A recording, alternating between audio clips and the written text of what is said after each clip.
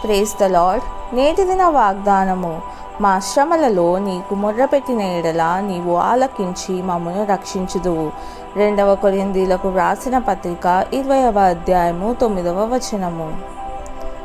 అనుభవజ్ఞుడైన దేశ నాయకుడు అయిన యెహోషాపాతు కూడా సంక్షోభ సమయంలో ప్రార్థించాడు.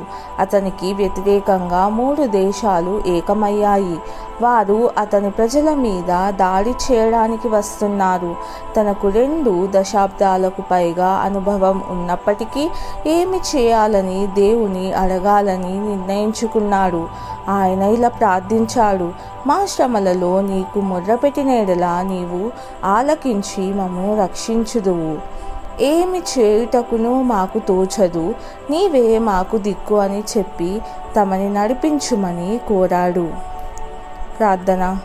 ప్రియమైన దేవా, ప్రార్థన విన్నందుకు, సమాధానమిచ్చినందుకు, సర్వజ్ఞుడైన సర్వశక్తిమంతుడైన దేవుడిగా నిన్ను ఆరాధిస్తున్నాను. ఈరోజు నేను ఎదుర్కొంటున్న ప్రతి సవాలులో దయచేసి నాకు సహాయం చేయండి. యేసయ్య నామంలో ప్రార్థిస్తున్నాను తండ్రి. ఆమెన్.